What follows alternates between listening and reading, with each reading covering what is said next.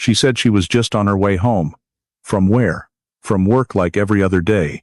So why did she never make it there? No distress call, no one saw her being followed, no signs of leaving voluntarily, but she vanished completely in a window of time so short that no one even realized something had happened. The family insisted everything was normal, no arguments, no plans to leave, no warning left behind. So what was the only thing left? A familiar route, a familiar evening, and an inexplicable void. If there are no witnesses, no weapon, no confession, then what exactly are we investigating? DNA doesn't forget, but there are truths that go overlooked for decades simply because people weren't ready to face them head on. Hold on to that sense of doubt, because today we're going back to Delaware in 1996, where Maribel Knox left her workplace like any other evening and stepped into a mystery that has haunted investigators for nearly 3 decades. Before we dive into the story, leave a comment and let us know where you're watching from. We'd love to hear from you. If you enjoy true crime stories like this, please like the video, subscribe to the channel, turn on notifications, and share it with someone you think would like it too. That evening began like any other. For Maribel Knox, a familiar shift, ending on time at the strip mall, where she worked part-time after school, the fluorescent lights in the store fading out, the glass door locked, and Maribel stepping outside with the familiar rhythm of a young woman who had repeated this journey dozens of times before. She left her workplace as the Delaware sky was just turning dark. No rain, no strong wind, no unusual signs, strong enough to make anyone later recall that moment as the starting point of a tragedy. Maribel wasn't carrying anything beyond her usual personal items. No hurried goodbye, no signs of stress, no urgent calls before leaving. She turned onto the familiar path out of the parking lot, blending into the quieting space of the shopping area, thinning out at the end of the day, and that was the last time anyone could confidently say they had seen Maribel. According to her usual schedule, it took less than 20 minutes to get home. A short, familiar route that the family had never considered a cause for concern. Yet, when the clock passed the time she normally appeared, the house remained silent. No sound of the door opening, no footsteps. At first, the delay was explained with very ordinary assumptions. Maybe she stopped to talk with a friend. Maybe the shift ran longer than expected. Maybe she paused somewhere for a moment. But as another 10 minutes passed, then 20, then 30, those assumptions started losing their persuasiveness. The family tried reaching out in the most familiar ways, calling her workplace to confirm whether Maribel had left on time, calling close friends, racking their brains for any reasonable explanation for this prolonged absence. But every call led to the same vague answer, or no answer at all. No one knew where Maribel was. No one recalled any plan she had mentioned for that evening. No one had specific information enough to reassure them. As time continued to pass and the silence grew heavier, the atmosphere in the house shifted gradually from worry to unease, from unease to vague fear, because the longer it dragged on, the slimmer the chance that this was just a harmless delay became.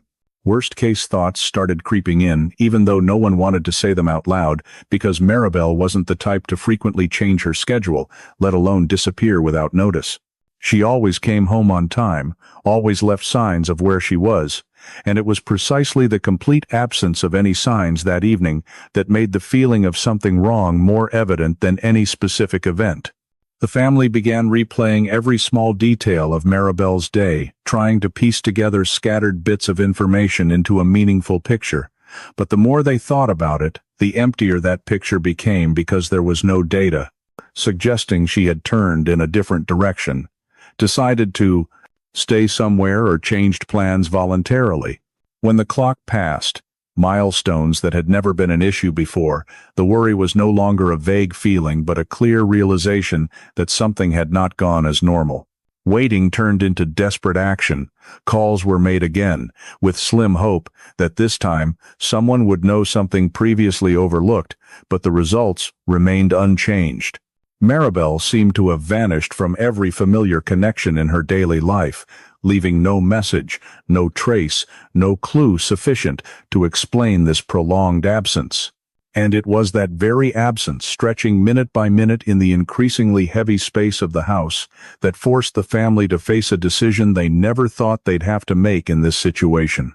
When all personal efforts yielded no results, when no assumption was reasonable enough to ease the spreading fear, they concluded that the situation had exceeded their ability to handle alone, and in that moment the call was made to report Maribel Knox, missing, to the police, marking the end of what seemed like a normal evening and the beginning of a terrifying void, where no one in the family could know that from that second onward, nothing would ever return to the way it was before. The family's missing person call for Maribel Knox was received with enough urgency to activate initial processing procedures, but not yet clear enough to be immediately classified as a life-threatening situation, because at that point, all the police had was information about a young woman who hadn't returned home on time after her shift, no reported violence, no direct witnesses confirming an incident, no threats, no known conflicts. However, the very lack of any reasonable explanation made the case noteworthy. A missing person file was opened that same night. Basic information collected systematically: the victim's age, the time she left work, daily routine habits, close relationships. During this process, Detective Aaron Feldman was assigned to the case, a practical decision based on his experience with missing teenager cases and his ability to quickly deploy initial investigative steps within a limited time frame. Feldman took the file with a cautious assumption that this could be a temporary disappearance, but he didn't rule out the possibility that something had happened on the route Maribel usually took home, because the consistency and regularity of her schedule actually heightened suspicion when she didn't show up on time. Immediately after being assigned, Feldman requested a full compilation of all information related to that evening, from the moment Maribel ended her shift and left the store to the time the family began noticing the unusually prolonged absence. A preliminary timeline was established based on available facts, with the last confirmed moment of Maribel being safe being when she left work. There were no records of her contacting anyone after that, and this gap became the initial focus of the investigation. Feldman concentrated on pinpointing the exact last known location where Maribel was seen with certainty, because in missing person cases, the boundary between safety and danger is often determined in the first minutes after that final moment. Accurately identifying this last point not only helps narrow the search area, but also helps rule out or reinforce hypotheses about whether the victim left voluntarily or encountered an unintended incident. Information from the workplace was cross-checked, confirming Maribel ended her shift on time, with no arguments, no signs of stress, no one accompanying her when she left the store, according to what remaining staff remembered. This made the possibility of something happening inside the work area less likely, but it simultaneously raised questions about what might have occurred right after she left. Feldman requested the most detailed reconstruction possible of the final timeline, from the minute Maribel stepped out of the store to the moment the family reported her missing. Every interval recorded, not to draw immediate conclusions, but to ensure no detail was missed in these critical early hours. Alongside establishing the timeline, Feldman also requested identification of the route Maribel typically used to get home, not as a random assumption, but as a key fact, because in most disappearances occurring on familiar travel routes, that route often holds the first clue, however small. Identifying the last known location and the expected route allowed Feldman to quickly assess risk level. If Maribel vanished right on her familiar route, the likelihood of her voluntarily changing plans without notifying anyone was very low, and this assessment led him to decide not to delay further actions.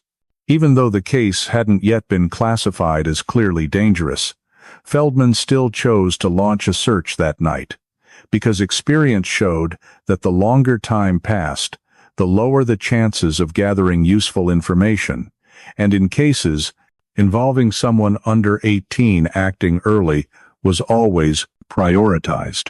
Patrol units were notified the area around the strip mall, and the expected route were placed on the list for sweeping, not as a large-scale search operation, but as a rapid response to detect any unusual signs that might have been overlooked in the initial hours. This decision marked a clear shift from an administratively reported disappearance to a field investigation aimed at determining where and how Maribel had deviated from her normal routine.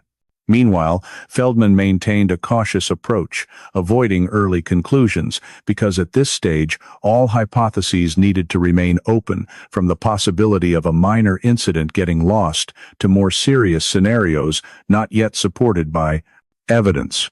The most important thing for him at this point was not letting the case be delayed by subjective assumptions. Therefore, launching the search immediately was not only an action, but a strategic decision to maximize the preservation of evidence-gathering opportunities in the brief remaining window of the night when environmental factors, people, and memories of those who might have seen Maribel were still fresh enough to have value. And from that moment, the disappearance of Maribel Knox officially entered the investigative phase, where every decision, every passing minute could become a pivotal factor shaping the entire subsequent course of the case. Immediately after the decision to launch the search that night, the focus of action was placed on accurately identifying the route Maribel Knox typically used to get home, because in the absence of direct witnesses or any communication signals after she left work, the familiar route became the only practical reference point.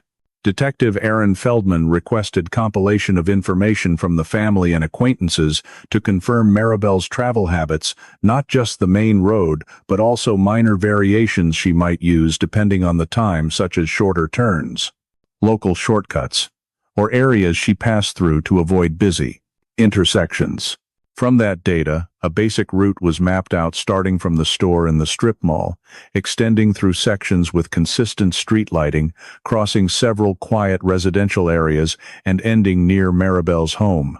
This was a short, familiar route that, based on initial assessment, contained no obvious risk factors sufficient to explain a complete disappearance. Therefore, Feldman determined that if Maribel didn't make it home, either she hadn't completed this journey or she had deviated from the route at some unnoticed point in the early hours. With that assumption, search teams were deployed along the entire identified route, not skimming but methodically sweeping each segment, each space where a person might stop, encounter an issue, or be forced to change direction. Patrol units checked sidewalks, curbed small grassy areas along the road, rarely used parking lots at night, and gaps between buildings. The goal wasn't to find Maribel immediately, but to detect any sign that her journey had been interrupted. During this process, special attention was given to intersections, sections with limited visibility, and areas not fully covered by streetlights, as these are often places where incidents can occur unnoticed. Alongside sweeping the main route, Feldman directed checks of shortcuts. Maribel might have used small roads, connecting residential areas, pedestrian paths, through parking lots behind stores, and side streets. Locals often chose to shorten the distance. Checking these shortcuts wasn't just to search for the victim, but to assess whether any point on the journey might have forced her to stop, change direction, or leave the familiar route. The search proceeded systematically, each area marked as checked, every finding, no matter how small, recorded. In that context, the discovery of a personal item emerged as a factor that changed the atmosphere of the search.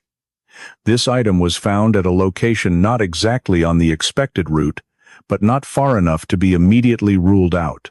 Determining whether it belonged to Maribel was done carefully, as the possibility of mistake always exists in public areas.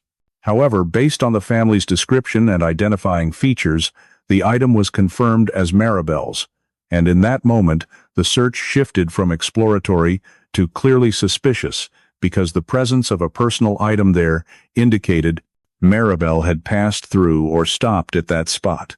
Something not entirely consistent with the initial assumption of a straight, uninterrupted route from work to home. Feldman requested cordoning off the area around the discovery for more thorough examination, assessing whether this was a point where Maribel stopped voluntarily or was forced to leave the expected route for some reason.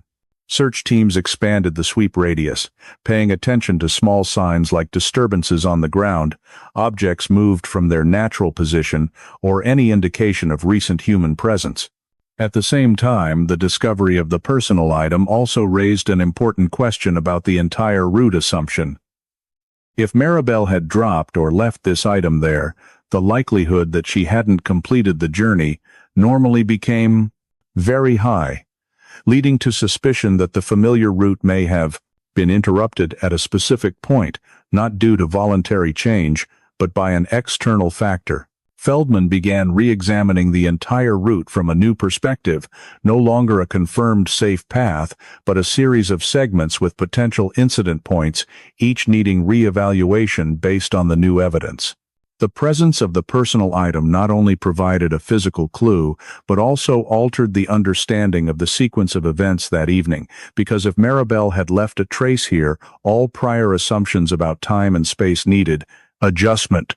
The search continued through the night, with higher focus, greater urgency, and a growing realization that Maribel's disappearance was not simply a matter of not coming home on time, but a sign of a specific interruption on what was considered a safe journey.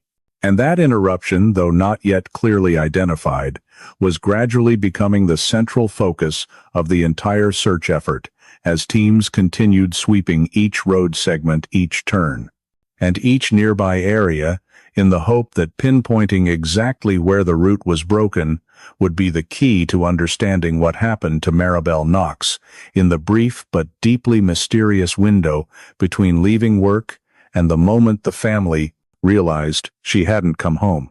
From the moment Maribel's personal items were confirmed to have appeared at a location that did not fully align with her usual route, the entire search approach had to be adjusted because this data point indicated that her journey had not unfolded seamlessly as initially assumed, and for that reason Detective Aaron Feldman made the decision to expand the search area beyond the main route, no longer limiting the scope to the pre-marked road segments, but shifting to scanning the adjacent spaces where an interruption could have occurred unnoticed.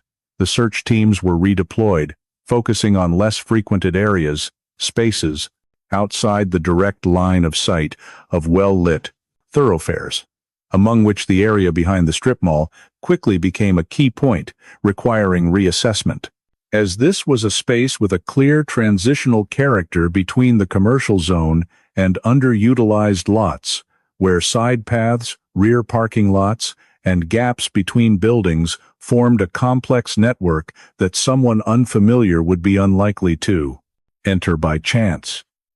The prioritization of this area did not stem from direct evidence, but from a process of elimination. If Maribel had not completed her journey on the main route, and her items appeared at a point deviating from that path, then areas near that deviation needed to be considered as potential locations where the unusual event had taken place. Feldman ordered a thorough sweep of every rear entrance to the plan, strip mall, every rarely used evening parking lot, and every side road connecting the commercial zones to nearby residential areas, not only to search for physical traces, but also to assess the accessibility of this area to outsiders. During this process, witness statement collection was intensified, no longer limited to those working in the strip mall, but extended to individuals who might have been present in the area during the time frame when Maribel left work.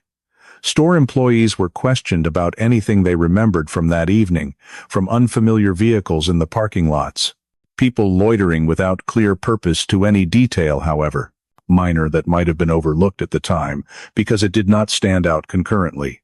Residents living near the rear of the strip mall were also approached, as they might have heard or seen something unusual that they had not connected to the case until directly asked. The initial statements created a fragmented picture with some overlapping points in timing and location, but also significant discrepancies. Some witnesses reported seeing nothing unusual, while others mentioned the presence of a vehicle or an individual they could not clearly describe. This very inconsistency led Feldman to realize that witnesses' memories might have been affected by lighting conditions, distance, and the passage of time, and therefore each statement needed to be evaluated not as an independent truth, but as a piece that could complement or contradict others.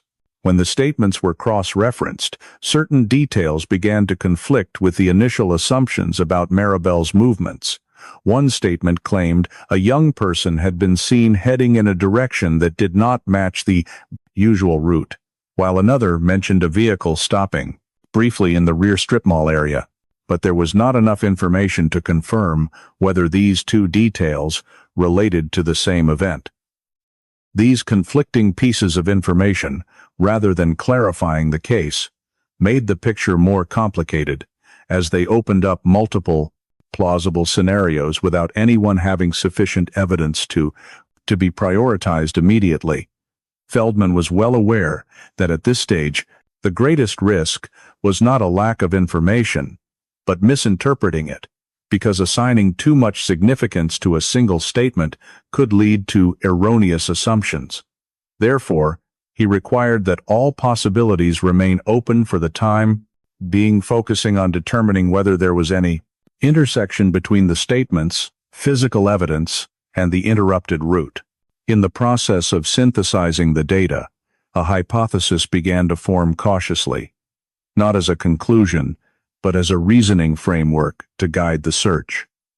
This hypothesis suggested that Maribel might have been approached at a point off the main route, in an area close enough to explain the appearance of her personal items, yet isolated enough not to attract the attention of passers-by on the main road. The formation of this approach hypothesis was not based on identifying who had approached Maribel, but focused on the question of how such an approach could have occurred without clear signs of resistance or disturbance. This led to a reassessment of the spaces behind the strip mall from the perspective of accessibility and control. Obscured sightlines, unlit stretches, and narrow paths were examined as points that could allow a quick approach without detection. Feldman understood that this hypothesis, though preliminary, marked a significant shift in the approach to the case, as it allowed the investigation to move beyond the framework of a disappearance on the way home and begin considering the possibility of external intervention. However, at this stage, the hypothesis remained merely a guiding tool, not strong enough to rule out other possibilities, and therefore the expansion of the search scope continued with the aim of gathering additional data that could confirm or refute this new line of reasoning.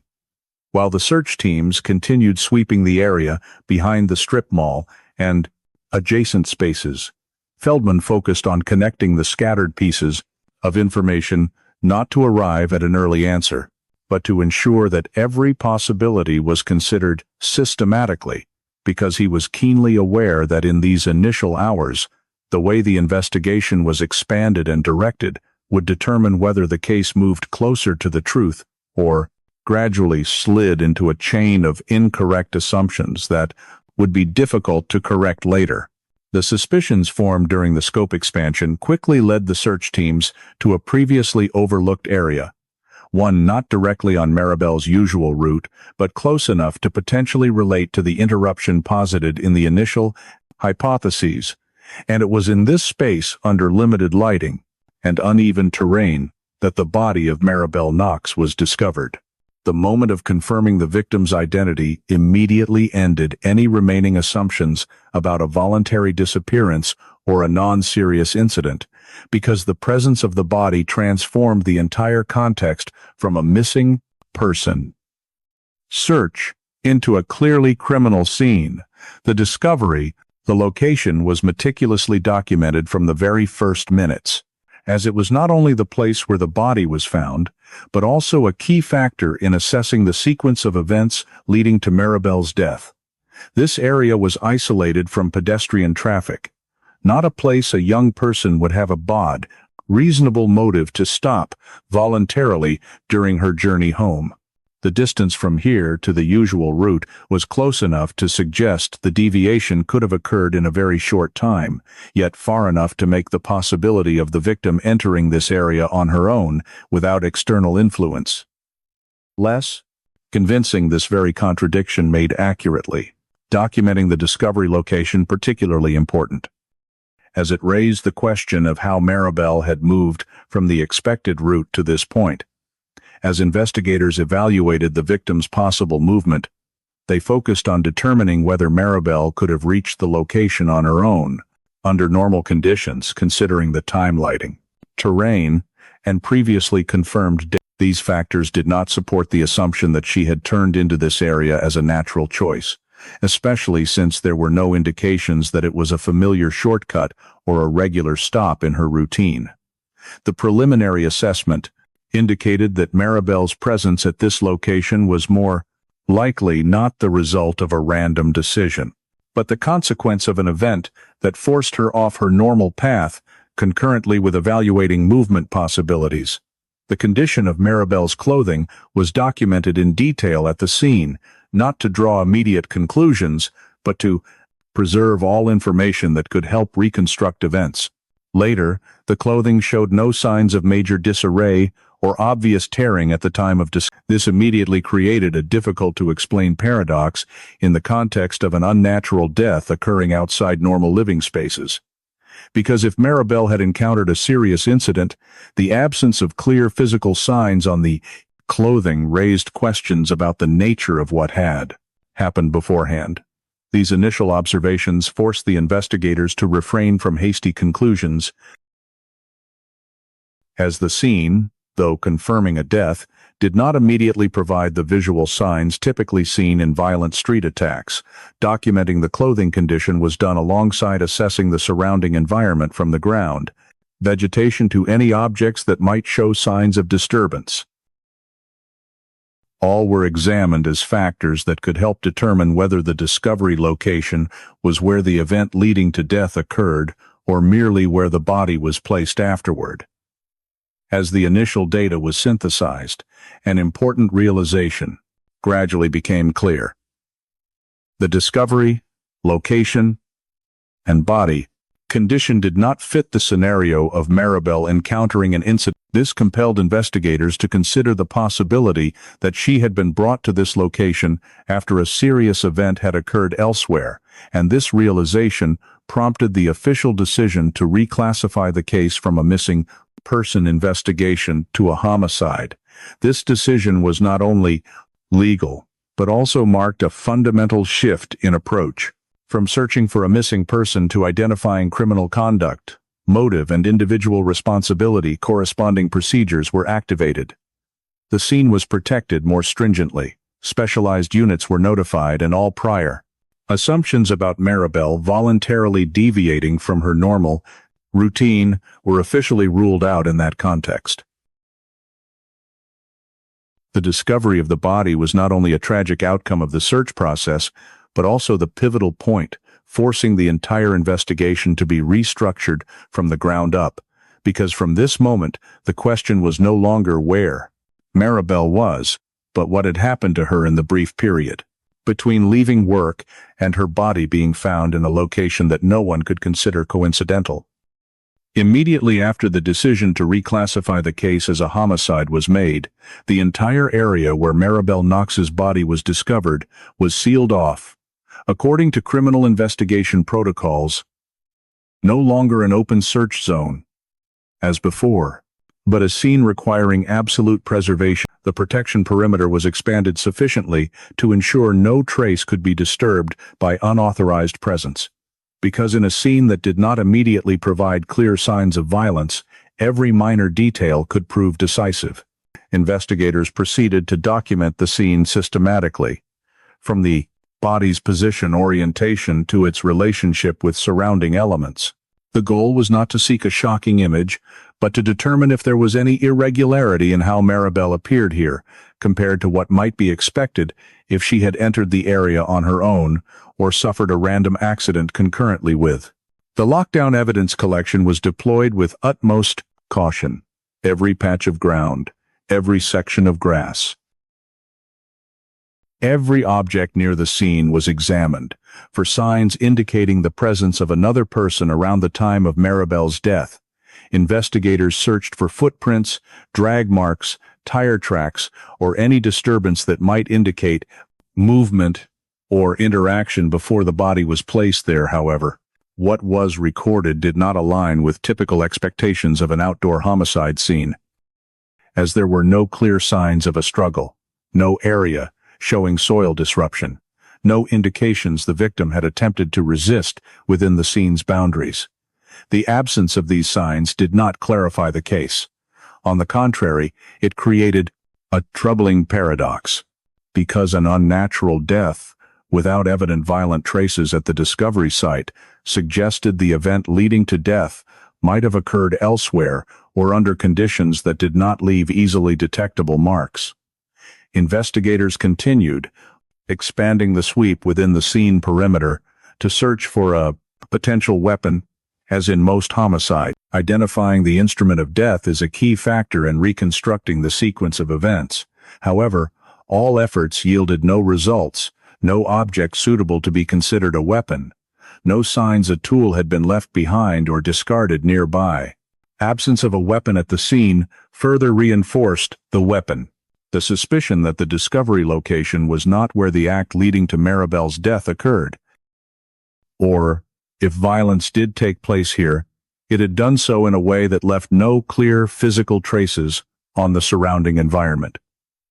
In that context, the scene gradually came to be understood not as a place that directly told the story, but as a silent space where the absence of information became the most important information. Each missing element held meaning equal to what could be a once basic scene processing steps were completed. Maribel's body was transported for autopsy, an indispensable step to determine the cause and mechanism of death when the scene did not provide sufficient data for conclusions. The autopsy was conducted according to standard forensic procedures, aiming not only to establish cause of, but also to search for any signs indicating what the victim had experienced prior to death. Preliminary autopsy findings clarified several important factors, most notably confirming that Maribel's death was not the result of a random accident or natural cause, but the consequence of external force sufficient to cause death. Additionally, the estimated time of death did not fully coincide with the time the body was found, indicating Maribel had died earlier, and the body was discovered only after a certain interval. This further highlighted the issue of the location where the fatal event occurred, because if Maribel did not die at the discovery site, determining where she suffered the fatal impact became a central question of the investigation. The preliminary autopsy conclusions also showed no typical signs of a prolonged violent assault, which aligned with scene observations regarding the lack of clear struggle. Marks the consistency between the scene and forensic results, rather than providing clarity, raised a series of harder questions, as it suggested Maribel's death might have occurred in a controlled setting where the victim had limited opportunity or ability to resist, or in a situation that unfolded very quickly, leaving no time for the chaos typically seen in outdoor homicides. With these preliminary conclusions, the homicide investigation entered a new phase, where investigators could no longer rely solely on the scene to reconstruct events, but had to combine data from multiple sources to understand the sequence. The lack of a weapon, absence of struggle signs, and determination that Maribel did not die at the discovery site formed a set of factors making the case complex from the outset, as they ruled out many simple scenarios and forced the investigation to confront the possibility that the fatal act was carried out deliberately and with control. These conclusions, though preliminary, laid the groundwork for the next approach to the case, where the focus shifted from seeking additional traces at the scene to identifying any connection between Maribel and any individual who could have accessed her in the brief period between leaving work and the estimated time of death. because in a silent and uncooperative scene, those connections might become the only key to explaining a death that occurred without leaving easily recognizable traces. From the preliminary conclusions of the crime scene and the autopsy, the investigation entered a phase of systematically organizing everything that had been collected, with the goal of not overlooking any element. The physical evidence was gathered, classified, and sealed according to proper procedure from Maribel's clothing and the personal items discovered along the search route to the samples collected at the scene where the body was found. Everything was documented in detail regarding its origin, the location where it was discovered, and its condition at the time of seizure. In a context where the crime scene did not provide a direct answer, the physical evidence became the only foundation that could be used to reconstruct the events of the case in the future.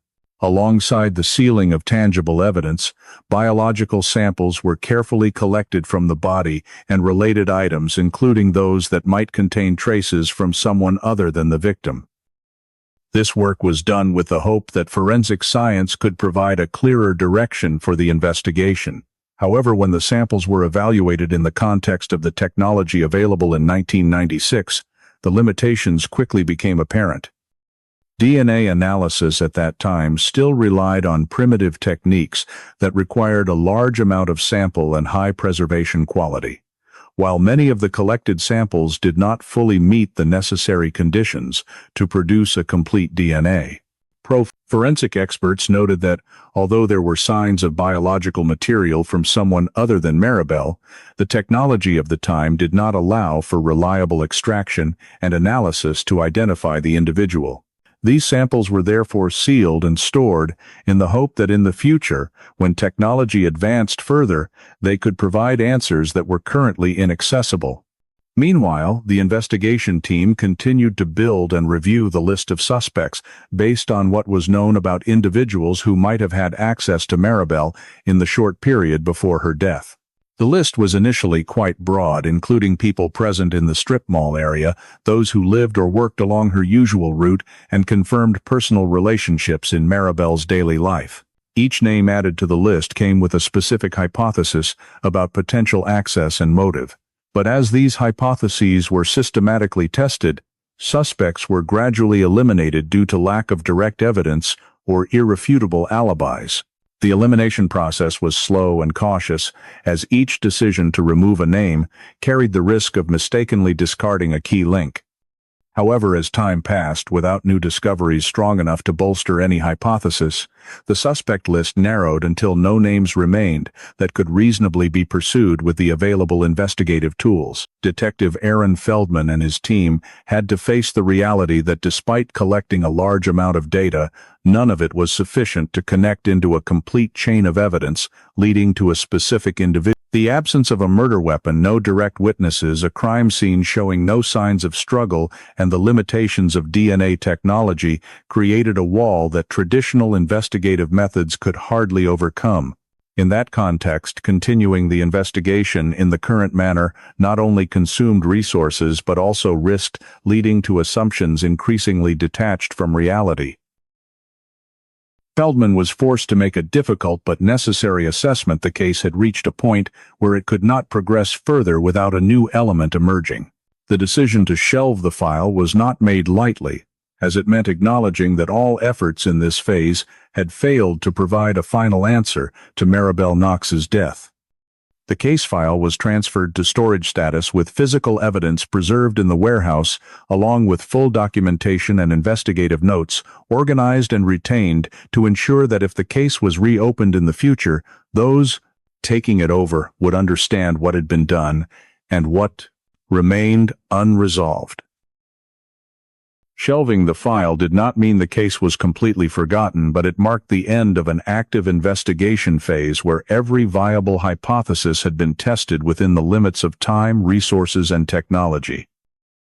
From that point, the Maribel Knox case existed as an unsolved file tightly preserved, but no longer on the list of ongoing investigations, a frozen state formed not from lack of interest, but from lack of ability to take another step forward.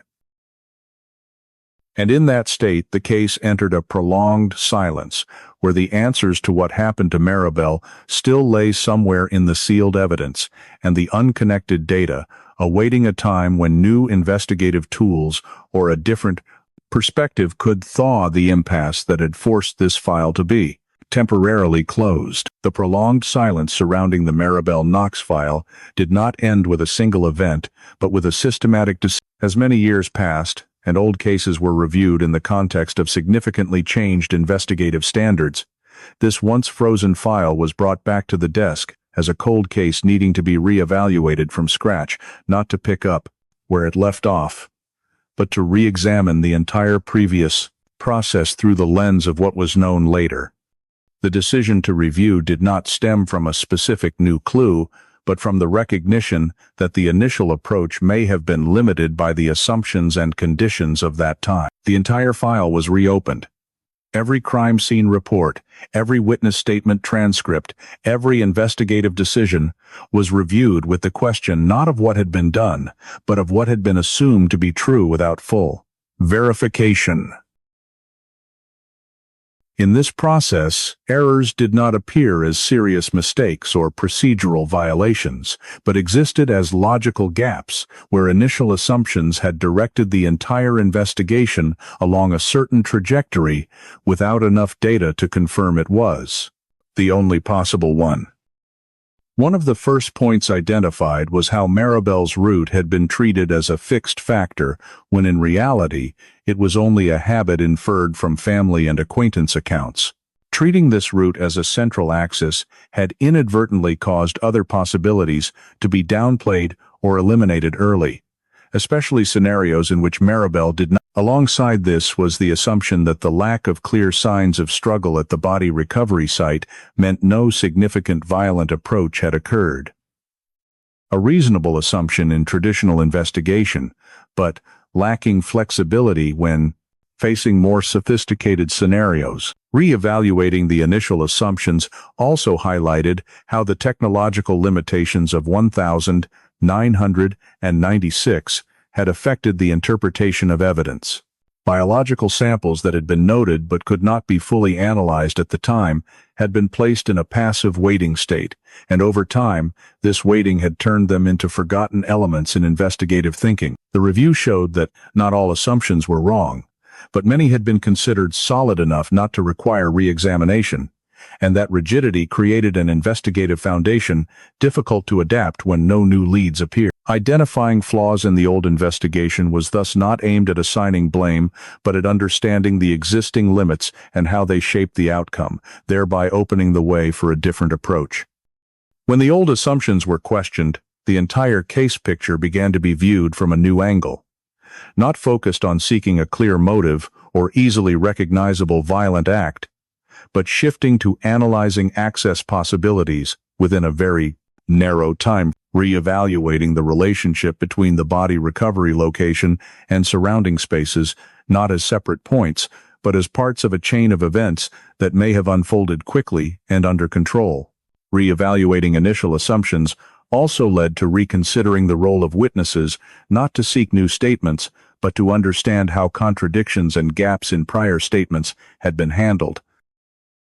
In many cases, these contradictions had been seen as consequences of imperfect memory and thus not explored further, but in the new context, they suggested that an event may have occurred outside the direct observation of most people around, making the statements reflect only incomplete slices of the same sequence. From the review and re-evaluation, a new investigative direction gradually formed, not as a complete hypothesis, but as a framework, allowing connection of elements previously seen as disjointed. This approach no longer asked why Maribel was in that location, but focused on how she had been removed from her normal routine in the short time between leaving work and the time of death. This shift in focus allowed old data to be rearranged in a different order where the lack of struggle signs the missing murder weapon, and the body not dying at the discovery site were no longer separate paradoxes but factors that could coexist in a single scenario.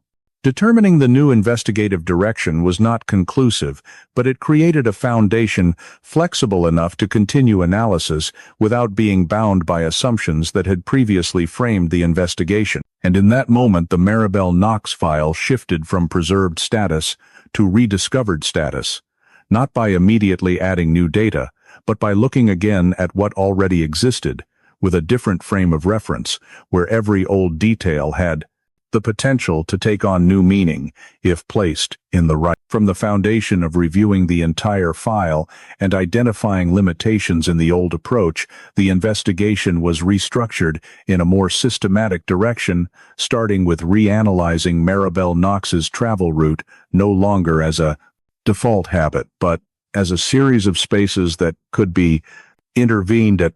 Investigators no longer assumed the familiar route was a fixed factor but viewed it as a flexible reference frame in which every road segment, every intersection, every turn was reevaluated for access level, visibility, lighting, and the possibility that an unusual event could occur without detection. Reconstructing the route relied not only on maps, but also on cross-referencing with actual conditions at the time of the incident, including evening traffic density, commercial area activity when stores closed, and transitional spaces between busy and deserted areas. Thus, the route, once considered safe, was broken down into segments with varying risk levels, allowing identification of points where Maribel's journey may have been interrupted that had not previously received full attention. Alongside reanalyzing space, the access time frame was also reevaluated more rigorously. Instead of treating the period from when Maribel left work until the family reported her missing as a vague window, investigators focused on narrowing it into a shorter time window, This required cross-checking recorded timelines from the end of her shift average travel time on the route to the latest time Maribel could still have been safe before an unusual event. By eliminating unreasonable time periods, the access window was gradually narrowed to a short but decisive interval in which any individual capable of accessing Maribel had to meet both factors, presence in the relevant space and appearance. This narrowing allowed the investigation to shift from dispersed to focused, as it eliminated numerous scenarios incompatible with time realities, thereby significantly reducing the number of hypotheses to consider. Along with restructuring space and time, the investigative focus was also clearly adjusted. Instead of seeking motive from the outset, an approach that had dominated the initial investigation, investigators shifted to prioritizing opportunity, meaning identifying who could have accessed Maribel in that short period without drawing to it. This change in focus did not deny the importance of motive, but placed it secondary, as in many cases, motive can only be clearly understood after identifying the person capable of the act. Focusing on opportunity allowed old data to be rearranged under new logic, where the absence of struggle signs the missing murder weapon, and the body recovery location were no longer paradoxes, difficult to explain, but factors fitting a time scenario in which access occurred quickly and under control. In that context, the suspect list was reviewed from scratch, not based on subjective suspicion or personal relationships, but on actual presence capability within the redefined space and time frame. Names previously added solely due to social connections without clear access began to be eliminated, while individuals previously overlooked due to lack of clear motive were reconsidered if they fit the new opportunity criteria. This process did not happen abruptly, but through cross-checking each individual against the restructured space map and time frame. Each name was placed in the specific context of the evening of the incident, from where they might have been means of movement, to the possibility they could access Maribel without leaving. Through systematic elimination, the suspect range gradually narrowed, not by immediately identifying a specific individual, but by removing possibilities no longer fitting the new case picture. This narrowing was strategic, as it allowed investigative resources to focus on a smaller group where each hypothesis could be tested more deeply rather than dispersed across too many ineffective directions. Restructuring the case was thus not just rearranging old data but a process of changing how questions were asked, thereby completely altering the investigation's trajectory. When the route was no longer a fixed path, when the access time frame was narrowed to a controllable level, and when focus shifted from motive to opportunity, the Maribel Knox case began to be seen as a chain of events with internal logic still incomplete, but clear enough to indicate that the answer did not lie in seeking more random information, but in deeper exploitation of what had existed from the beginning, yet had never been connected in this way. And this restructuring laid the foundation for a more focused investigative phase, where each subsequent step was guided by a refined reasoning framework rather than the broad and hard-to-verify assumptions of the past. Ever since the case was restructured with a focus on the spatial and temporal access framework, the investigation team's attention naturally turned back to the evidence locker, where everything that remained from 1996 had been kept sealed for years. If the answer was not in gathering more external information, then it was highly likely already present in what had been seized, but not fully exploited. The evidence inventory process was conducted comprehensively. Each item in the archived records was cross-checked against the original seizure list to ensure no evidence had been lost. The sealed packages were removed from storage in strict accordance with procedure. Each package's external condition seal number and storage history were documented to verify the integrity of the chain of custody. In long-running cases, the value of evidence lies not only in the sample itself, but also in proving it had not been tampered with during storage. The inventory was not mechanical. It involved re-evaluating each piece of evidence in light of its potential role in the restructured case picture. Items previously deemed low value under the old investigation lens were re-examined from the new perspective, especially biological samples that had been noted but could not be deeply analyzed at the time. Alongside the inventory, the preservation condition of each item was assessed in detail. Factors such as temperature, humidity, storage packaging, and signs of age-related degradation were considered to determine the feasibility of retesting. Some items showed natural aging from long-term storage, while others remained relatively stable thanks to proper preservation protocols. This assessment was critical because it helped the team identify which evidence could yield new data and which was unlikely to produce reliable results, thereby avoiding wasted resources on low probability. Once the list of promising evidence was established, the next step was completing the necessary legal procedures to unseal it, a process that could not be done casually, even in a reopened case. Any intervention with stored evidence had to strictly comply with regulations to ensure the legality of future results. Required documents were prepared, approvals from competent authorities were obtained, and the scope of unsealing was clearly defined to prevent disputes over overreach or involvement of unrelated evidence. This required coordination between the investigation team and legal departments to ensure every step would withstand future scrutiny, especially in a decades-old case that could lead to prosecution. Once procedures were complete and unsealing authorized, the team moved to preparing for retesting, not by repeating old methods, but by selecting the most suitable modern techniques for each. This included choosing laboratories capable of handling long-stored samples, determining appropriate extraction and analysis methods based on sample condition, and creating a prioritized testing plan with evidence likely to reveal third-party access placed at the top. This preparation also involved risk assessment, as each unsealing and handling carried the potential to further degrade sample quality. Every operation was carefully calculated to maximize useful data recovery in a single. In this context, unsealing the evidence was not just a technical step, but a strategic decision, reflecting a fundamental shift in approach from accepting that everything possible had been done to recognizing that past limits stemmed largely from technology and assumptions, not missing facts. This process also marked a clear boundary between the review phase and the action phase of the new investigation. From this point, any retesting results had the potential to significantly alter the case's trajectory. Therefore, every preparatory step was taken with the utmost caution, not only to protect evidence integrity, but also to ensure any subsequent results would hold up to rigorous legal and scientific standards. With the inventory complete, preservation assessed legal procedures approved, and retesting plan in place, the team was ready to shift from reanalyzing old paper records to re-exploiting the physical evidence once thought unhelpful, in the hope that with changed technology, the samples, silent for years, might finally provide answers.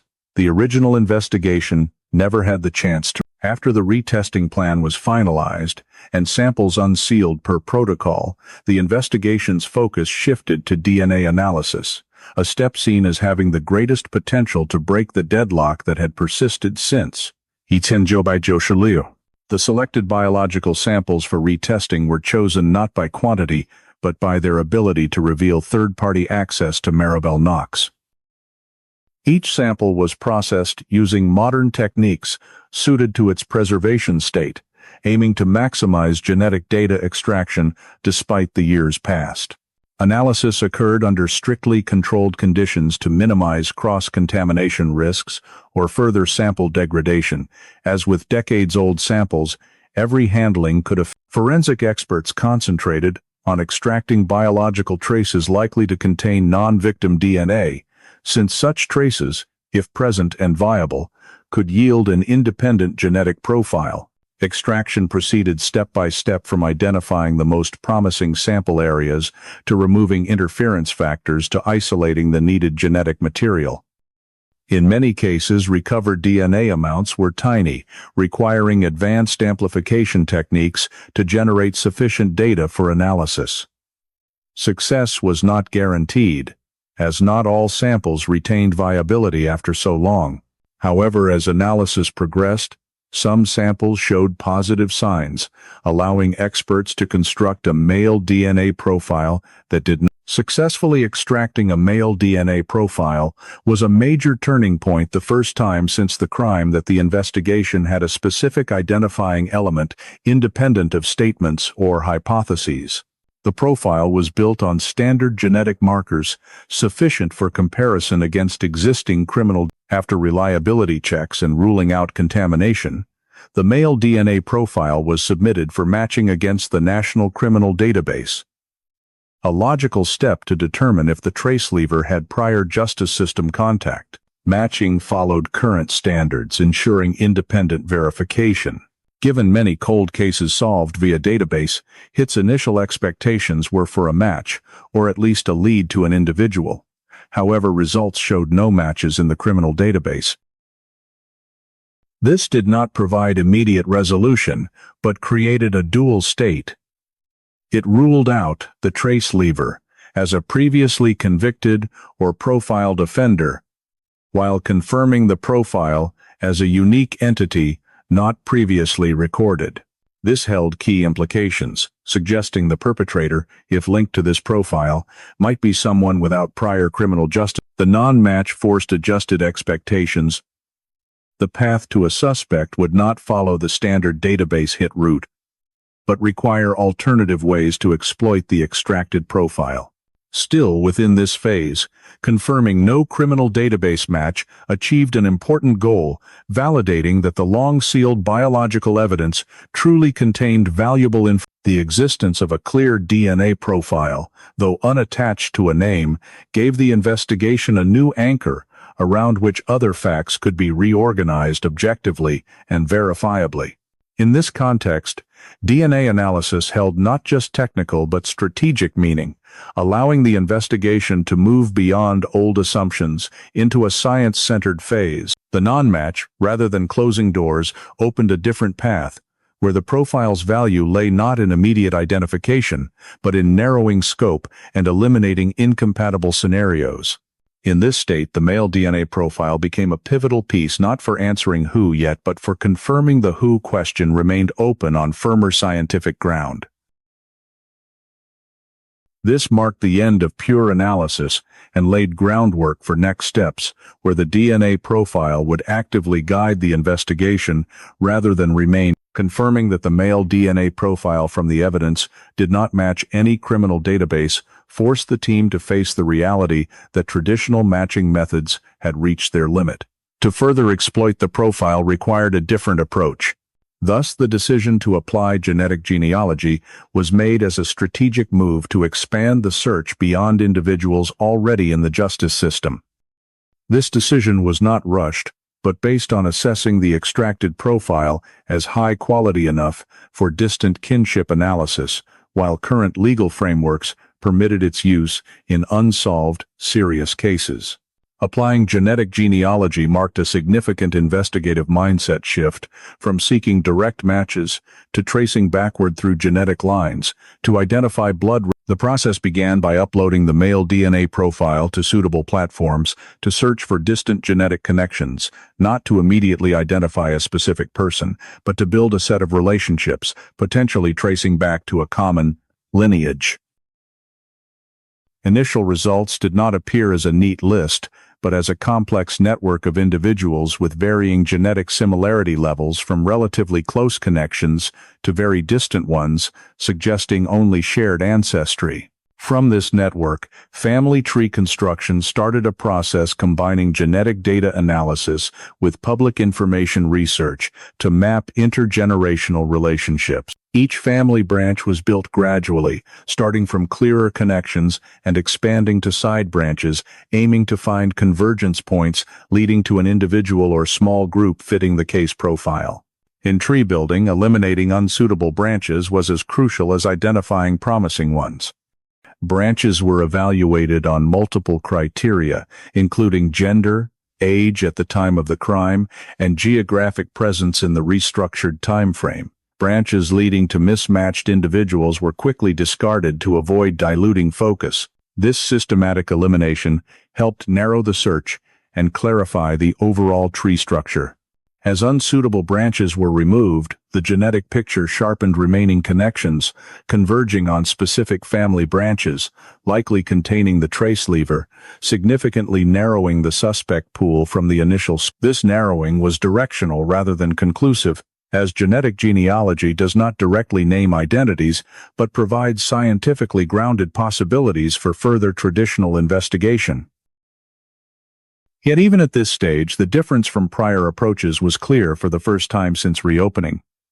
The suspect range was no longer a broad, inference-based list, but a limited set built from objective genetic data. This shift allowed focused resource allocation on cross-referencing narrowed individuals with case specifics rather than undirected expansion. It also logically explained the criminal database non-match, as potential suspects might never have been DNA sampled before. Thus, genetic genealogy served not just as a technical tool, but as a bridge linking scientific data to the case's real-world context. As the family tree neared completion and unsuitable branches were pruned, the team entered a phase where genetic facts began converging with restructured spatial temporal assumptions, yielding a short list of highest probability individuals for further review. Though no specific identity was yet confirmed, narrowing via genetic genealogy marked clear progress from prior deadlock. For the first time in years, the investigation not only knew the answer existed, but that it lay within a realistically, and from the set of family branches that had been narrowed down using genetic genealogy methods, the investigation moved into a decisive phase when genetic data was no longer examined in isolation, but was placed directly into the specific space and time of the Maribel Knox case, because while DNA could indicate blood relationships, it could not answer on its own the question of which of those individuals could have actually been present at the location and time Maribel disappeared, which is why cross-referencing geographic location became the next mandatory filter. The investigation team began reviewing each remaining family branch by tracing back residence records, living history, workplaces, and any verifiable traces of movement.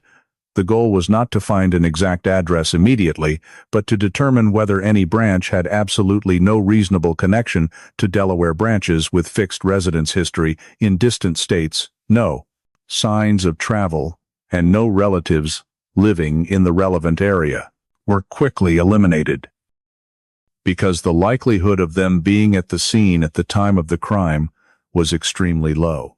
This elimination process ran parallel to building a miniaturized geographic map in which the remaining family branches were marked according to their degree of proximity to the strip mall area, and the routes Maribel used as the geographic scope gradually. The time factor of 1,996 was introduced as the next screening criterion because having a genetic connection and living near the area was not enough to place someone under suspicion if they were not old enough, lacked independent mobility, or were not present in the locality during the relevant period. The investigation team cross-checked the ages of each individual in the remaining branches to determine who among them was mature enough in 1996 to approach Maribel independently. Individuals who were still too young, or not yet born at that time, continued to be eliminated concurrently. Educational history work record and personal life milestones were reviewed to determine whether they were living, working, or frequently visiting the Delaware area during the time Maribel disappeared.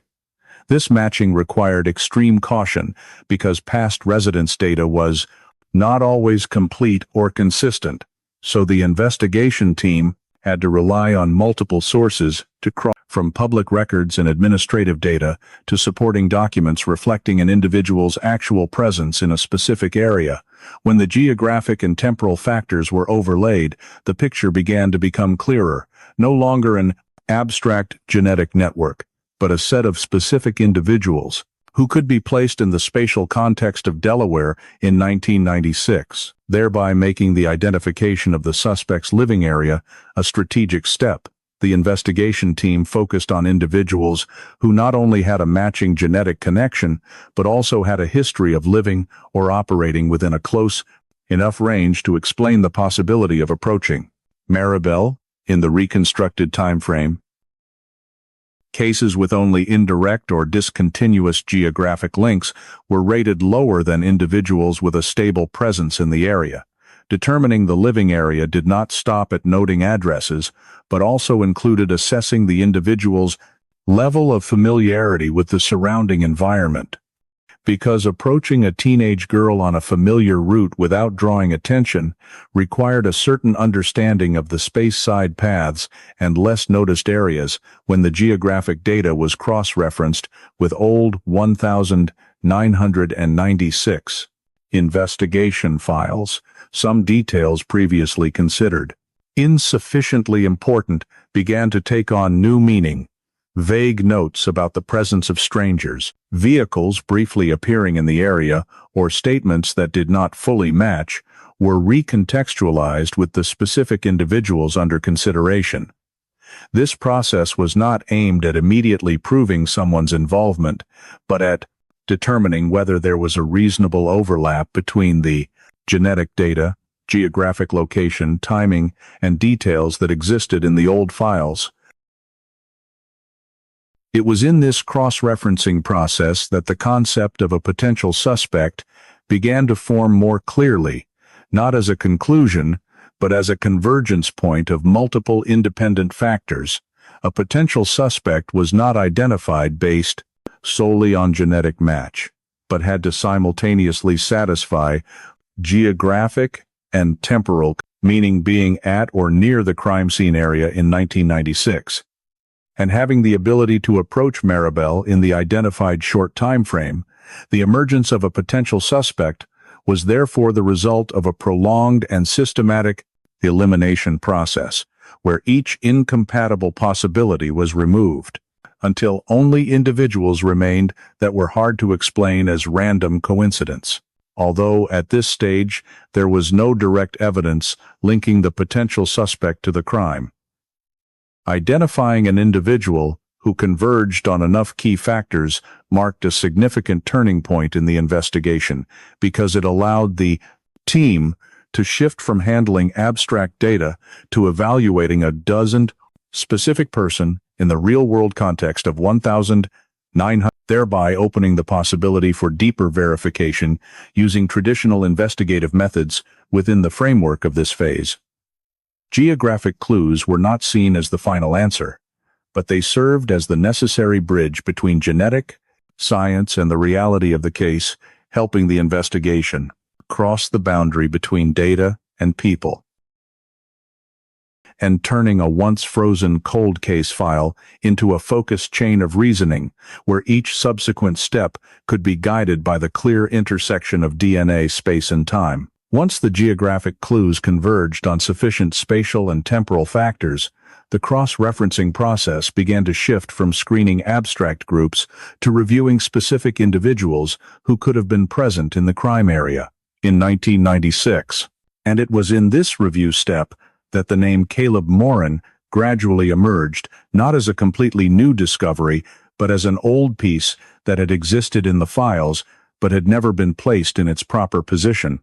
The identification of Caleb Morin did not come from a single source of information, but was the result of the intersection between genetic genealogy data and local residents' employment and activity records, as the matching family branches were narrowed and cross-checked with living history in Delaware. Caleb Morin stood out as an individual who simultaneously met multiple key criteria: appropriate age, in 1996, independent mobility capability, and presence in an area close enough not to be considered The investigation team immediately returned to the old files to search for any trace indicating Morin had been mentioned during the initial investigation phase. And right there, an important detail was confirmed.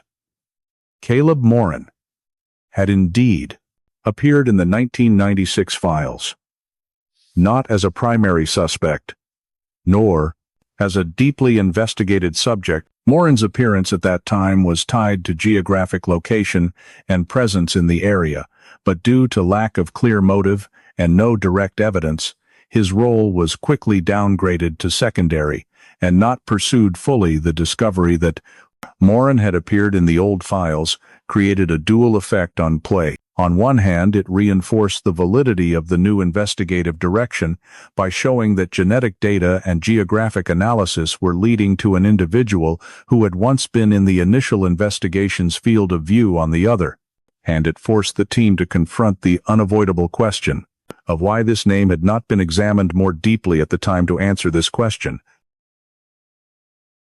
Caleb Morin's previous role was systematically reassessed, not based on what had been concluded in 1996, but by placing Morin in the context of assumptions that had been re-examined in the old files. Morin was recorded as an individual present in the area, but with no known relationship to Maribel Knox, no testimony directly linking him to the victim, and no factor at the time strong enough to prioritize him over others on the broad list. These very factors had caused Morin to be removed from the investigative focus when the initial investigation shifted to other hypotheses that emphasized clearer motive or personal relationships. However, when the old assumptions were questioned again, the absence of a direct relationship with Maribel, once seen as a factor reducing suspicion, now fit an opportunistic approach scenario rather than personal motive. While Morin's lack of clear traces in the 1996 files also became more understandable in the context of the technological and methodological limitations of the investigation team proceeded to re-evaluate everything recorded about Morin in the old files, from residence information and daily habits to any interactions with the strip mall area or related routes. Data once considered neutral or insufficiently important was brought out for re-examination, not to speculate, but to determine whether it fit. The process of reassessing Morin's role did not occur as a sudden reversal, but as a gradual accumulation of suspicion. Each detail placed in the new context contributed to increasing the attention given to him, from geographic presence, access capability in the narrow time frame, to matching the previously established genetic criteria.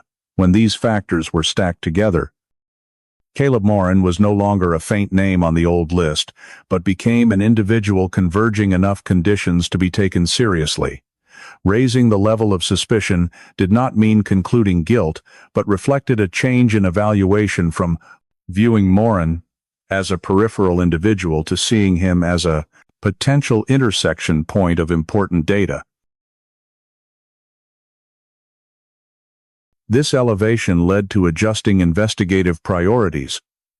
Resources were focused more on collecting and analyzing information related to Morin, not to confirm a preconceived hypothesis, but to test whether he truly fit the case picture in that context.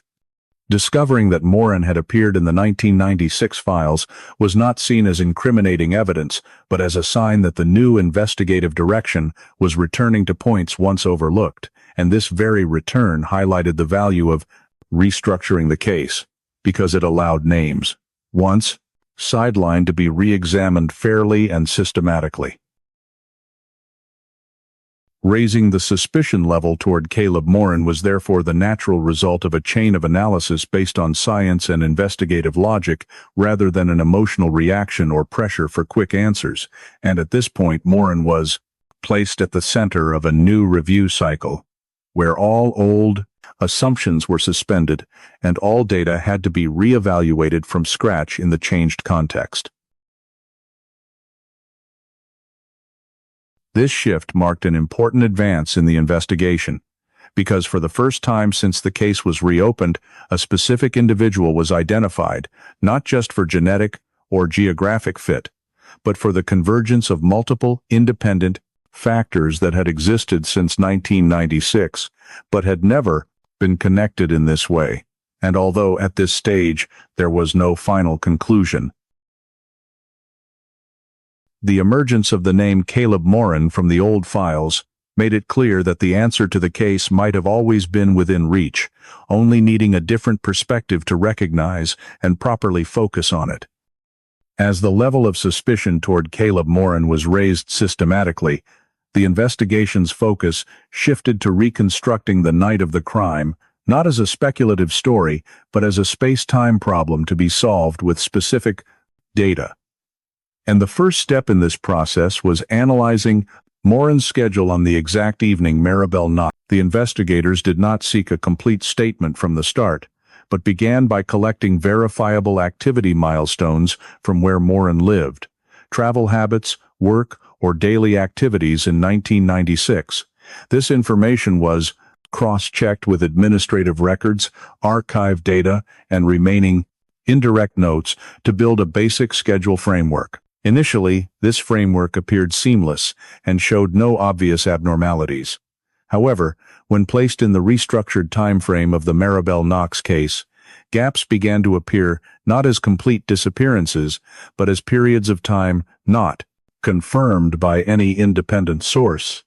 These very gaps became the focus of analysis because, in a case where the access time frame had been narrowed to the minimum, an individual's inability to prove where they were during the critical period held special significance. The investigation team proceeded to break down Morin's schedule by phases that evening, cross-referencing confirmed milestones with periods lacking data, thereby identifying a time window long enough to allow a quick this window did not last hours, but existed in a short enough span to be easily overlooked in the initial investigation. Yet it fully matched the time frame when Maribel left work and the estimated time of death in the forensic conclusion.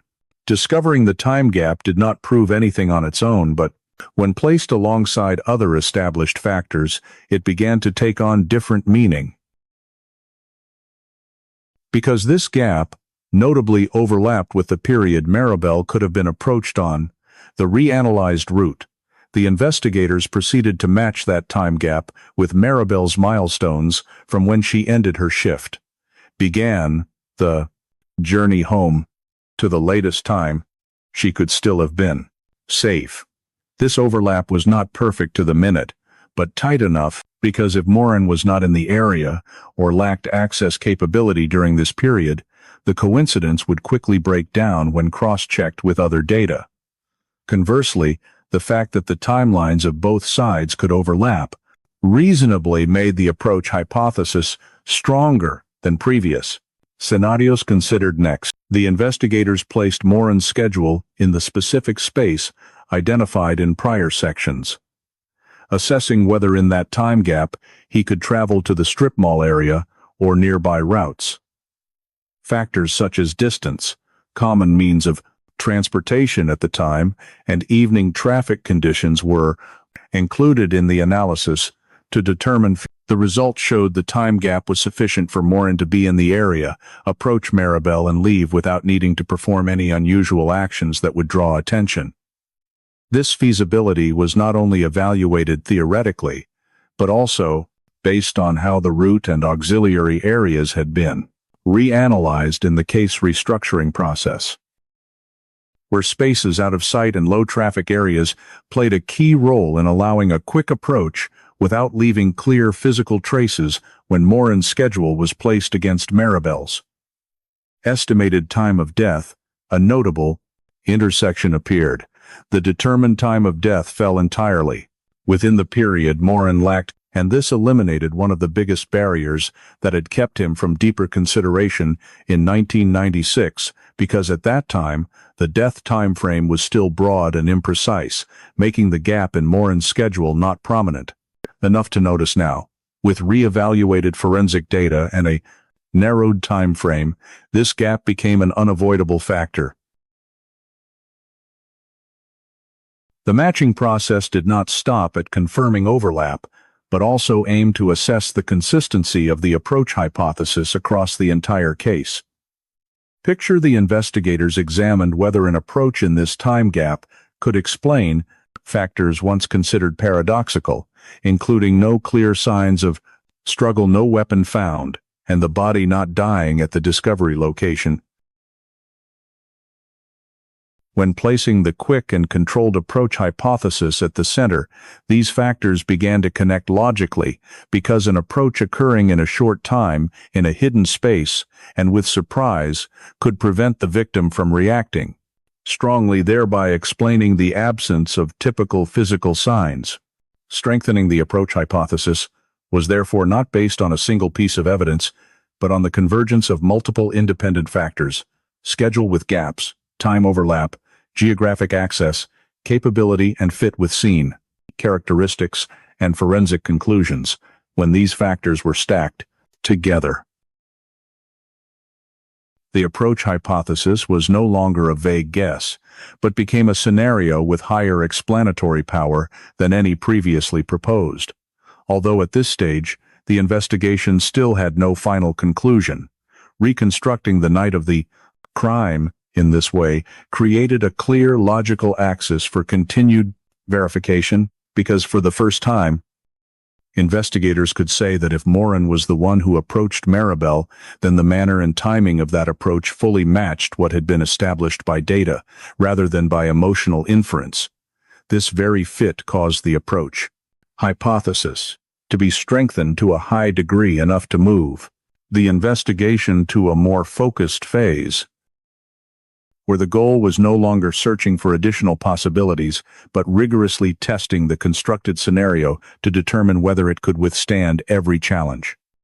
From the moment the access hypothesis was strengthened, by reconstructing the night of the crime and identifying a suitable time gap in Caleb Morin's schedule, the investigation entered a critical phase where all inferences now needed to be verified with legally valid physical evidence. And the focus of this phase was the collection of comparison DNA samples to establish a direct link between Morin and the male DNA profile extracted from the evidence. Because although the elements of space, time, and opportunity had converged, they remained merely guiding, if not confirmed scientifically. The collection of DNA samples was carried out indirectly to ensure full compliance with legal requirements, avoiding direct coercive measures on the subject without sufficiently strong grounds, and instead focusing on gathering items likely to bear biological traces that Morin had come into contact. Within his daily life, the investigators identified potential sample sources suitable to Morin's circumstances and habits, thereby developing a discrete, controlled collection plan that could clearly demonstrate the chain of custody each step was performed. With the utmost caution, because any error in the collection process could weaken the value of subsequent test results when indirect DNA samples were collected. They were not processed immediately, but were sealed and fully documented with information about the time, location, and circumstances of collection to ensure that the origin of the samples could be independently verified if necessary. Concurrently, the investigation team worked closely with forensic experts to preliminarily assess the analyzability of the samples. Since not all indirect biological traces are of sufficient quality to produce a complete DNA profile, samples that did not meet minimum requirements were discarded early to avoid wasting resources, while those with potential were prioritized for testing. Once the list of samples was finalized, they were sent to a specialized laboratory capable of handling highly complex samples, particularly in the context of matching against a DNA profile extracted from old evidence that had persisted for many years. The testing process was conducted under strict standards, not only to determine the comparison sample's DNA profile, but also to ensure that the results could withstand rigorous scrutiny in a legal context. The experts performed extraction and built the DNA profile from the collected samples, simultaneously comparing each genetic marker with the previously stored male DNA profile. The matching process did not occur instantly, but went through multiple rounds of checks and confirmations to rule out errors or cross-contamination, because even a single inconsistent result could undermine the entire investigative direction that had been built while awaiting the results.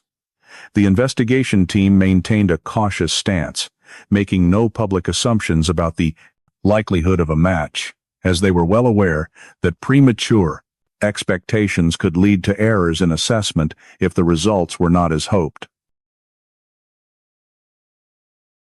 When the test results were returned, the matching process revealed genetic similarity at a level that could not be explained by random coincidence. The genetic markers from the indirectly collected samples matched the male DNA profile extracted from the evidence in the marrow. This match not only met the minimum threshold for consideration, but exceeded the necessary probability standards to affirm that the two DNA samples shared the same origin. The results were independently rechecked to ensure accuracy, and, after completing the confirmation steps, the investigation team officially recorded that the DNA profile indirectly collected from Caleb Morin matched the male DNA profile directly related to the case. This confirmation of the match marked a decisive turning point, as it was the first time since the crime occurred in 1996 that the investigation had a direct scientific link between a specific individual and the biological traces tied to the victim. This result did not stand in isolation, but was nowise placed in the context of everything previously reconstructed, from geographic clues, the access time frame, the gap in the schedule, to the strengthened access hypothesis. When all these elements were layered together with the DNA result, the case picture shifted from reasoned inference to direct evidence. However, even at this moment, the investigation team adhered to the bold principle of caution, because no matter how strong a DNA, it must be placed within the overall body of evidence to avoid misinterpretation or overstatement. The test reports were prepared in detail, accompanied by probability analysis and clear scientific explanations to ensure that anyone reviewing the results could understand the basis for the conclusion. The confirmation of the match held not only technical significance, but also strategic importance, as it allowed the investigation to shift from the hypothesis verification phase to the evidence-based action phase, where subsequent steps were no longer based on speculation, but on a proven link within the framework of this phase. The collection of comparison samples and confirmation of the DNA match were not seen as the endpoint of the proof process, but as a solid foundation for all subsequent steps to withstand strict legal standards, because from this moment Caleb Morin was no longer merely a potential suspect identified through investigative logic, but an individual directly linked to the case by scientific evidence. And this shift propelled the Maribel Knox case a significant step forward from the shadows of a long-dormant cold case toward the threshold of a clear and substantiated accountability process. From the moment the DNA comparison results confirmed the match between the indirectly collected biological sample and the male DNA profile directly related to the Maribel Knox case, the investigation moved into a phase of synthesizing all evidence, with the goal of comprehensively assessing the level of incrimination against Caleb Morin, because although the DNA it could not stand alone without being placed within the overall logic of the reconstructed case. The investigation team reviewed every piece collected throughout the reopening of the file, from the initial forensic conclusions, crime scene, analysis, geographic clues, access timeframe to the gaps in Morin. All were systematized into a seamless chain of reasoning to determine whether these elements reinforced one another or contained contradictions that could weaken the incrimination hypothesis. The synthesis process did not aim to selectively highlight favorable data, but to test the consistency of the entire case picture under legal standards. Each piece of evidence was evaluated not only for its intrinsic value, but also for how it connected to others. The results showed that the DNA evidence did not exist in a vacuum, but was supported by fitting circumstantial elements, including Morin's access capability within the determined time frame, his geographic presence in the relevant, and the fact that the crime scene characteristics did not contradict the reconstructed rapid access scenario. When the evidence was placed side by side, the level of incrimination was assessed in layers from indirect involvement to a direct link between Morin and the biological traces tied to the victim. At the lowest layer, Morin fit the genetic lineage profile and geographic clues.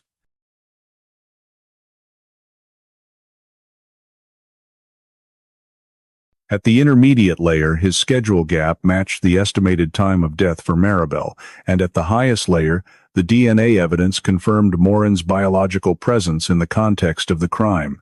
This convergence created a level of incrimination far exceeding reasonable suspicion, sufficient to change Morin's status from potential suspect to official suspect. The designation of official suspect was not made as an emotional decision or an immediate reaction to the DNA result, but as the conclusion of a multi-layered evaluation process in which counter-arguments were also seriously considered. The investigation team asked whether any alternative scenarios could explain the DNA match without leading to criminal conduct.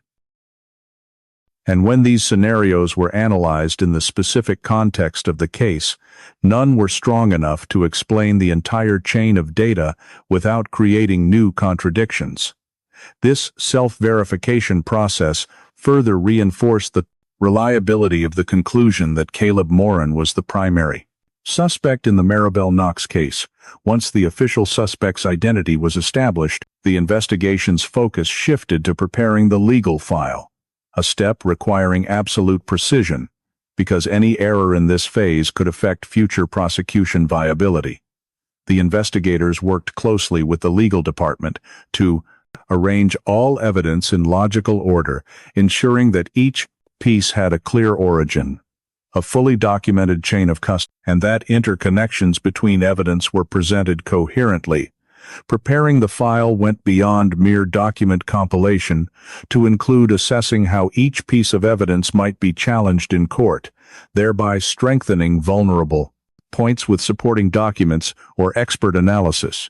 The found scientific reports related to DNA were standardized in language to meet while investigative conclusions were interpreted to clearly show the logic from data to conclusion without relying on speculation. This process also included determining the appropriate scope of charges based on what the evidence could prove, avoiding overextension of accusations beyond the file's proving capacity, because the goal was not to create the heaviest possible indictment, but a file solid enough to withstand rigorous judicial scrutiny. As the legal file took shape, the investigation reached a critical transition point where the role of the investigative force began shifting from seeking answers to responsibly presenting those answers with basis within the framework of this phase. Designating Caleb Moran as the official suspect was not publicly announced, but recorded as an internal step necessary for preparing subsequent legal actions. This decision closed a long stretch of reconstruction and verification, while opening a new phase where the focus was no longer on whether Moran was involved, but on how to prove that involvement before the law in a fair, accurate manner, leaving no room for doubt. And at this point, the Maribel Knox case had come a long way from a frozen file of many years to a case with an official suspect identified through science, investigative logic, and the careful synthesis of all collected data. From the moment Caleb Moran was designated as the official suspect, the entire investigative process shifted to a phase with clear legal character, where all professional conclusions had to be placed within the statutory framework to ensure that subsequent steps were not only logically correct in investigation but also solid under procedural standards. The first step of this phase was analyzing the applicable legal framework for the case, including precisely determining the criminal provisions fitting the alleged conduct, examining the relationship between the time of the crime and current legal regulations, as well as assessing the impact of the prolonged time factor on criminal accountability in the context of a crime from 1996. Analyzing the legal framework could not be separated from the question of statute of limitations and exceptions applicable to serious offenses. The investigation team and legal department jointly reviewed case precedents, transitional provisions of criminal law, and changes in evidence standards over the years to establish a suitable legal foundation. This aimed to ensure that the indictment was built not merely on a sense of justice, but on specific provisions that could be cited and defended in court. Concurrently with determining the legal framework, prosecutorial viability was assessed, realistically and cautiously. Because a strong investigative file does not necessarily meet all requirements for successful prosecution. If legal gaps or easily challengeable points exist, the prosecutors involved in this process did not merely confirm that the evidence was strong but also challenged the file itself by posing difficult questions, such as whether the DNA evidence could be explained by an innocent scenario, whether the long-term chain of custody for evidence was tight enough to rule out tampering suspicions, and whether circumstantial data were logically linked or merely parallel factors. The prosecutorial viability assessment was thus bidirectional, both reinforcing the file's strengths and exposing weaknesses that needed addressing before. It was in this phase that some additional analyses were requested to further clarify interconnections between evidence, ensuring that each conclusion could be explained coherently and consistently without relying on subjective inference or pressure to resolve a long-standing case when the assessment showed the file met the necessary threshold for prosecution. Focus shifted to preparing the arrest warrant, a legal action with direct and profound impact, requiring absolute precision and caution, because the arrest warrant was not only a tool to bring the suspect into proceedings, but also a declaration that the state had sufficient grounds to deprive an individual of liberty. Preparing the arrest warrant included drafting a summary of key evidence, in which each piece was presented in logical order from the case context. Forensic conclusions, DNA analysis results to time, and geographic data directly related to Caleb Morin. Each element was expressed in clear legal language, avoiding speculation or emotion to ensure that the reviewer could understand the basis without investigators and prosecutors carefully considered the practical consequences of issuing the arrest warrant, including the suspect's potential reaction, risk of destruction, or alteration of additional evidence, and the impact of the Tacton's arrest on the community and those involved, although Morin was no longer an unknown figure in the file. These factors were still evaluated to ensure the legal action was implemented in a controlled manner, aligned with public interest protection. When the arrest warrant draft was completed, the final step in the indictment strengthening phase was obtaining prosecutorial approval, a process not formal but serving as the final check on the entire investigation. The prosecutor reviewed the file from beginning to end, not only to confirm that legal standards were met, but also to ensure that the decision to proceed with arrest and prosecution reflected full consideration between the suspect's rights and the justice system's duty to pursue justice. Any remaining questions were discussed, from presenting scientific evidence, potential defense challenges, to explaining circumstantial data to a future jury. Only when these questions were satisfactorily resolved was prosecutorial approval issued, marking the justice system's official acceptance that the case had moved beyond investigation and was ready for the coercive and trial phase in that context.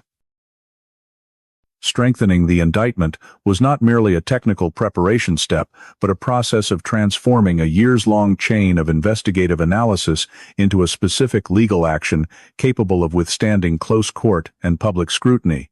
The caution in this phase created a clear boundary between resolving a cold case professionally and pursuing justice according to proper legal procedure,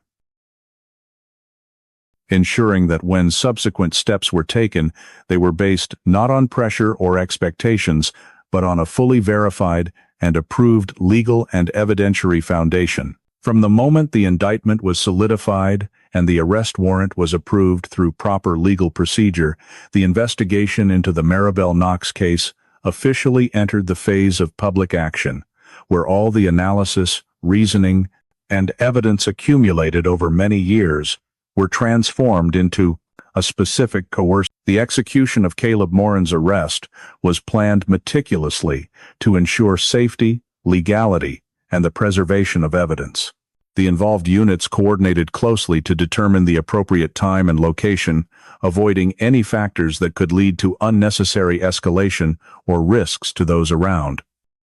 The arrest was carried out in strict accordance with procedure, with the suspect clearly informed of the legal basis for the action and his procedural rights. This moment marked the first time since 1996 that an individual was officially deprived of liberty in direct connection to Maribel's death, and although it carried no conclusive legal weight, it demonstrated that the justice system had sufficient grounds to move the case out of its prolonged concurrent with the arrest procedures for seizing additional evidence were implemented not in search of a new decisive discovery, but to ensure that every element related to the suspect was documented and preserved as the case entered the side.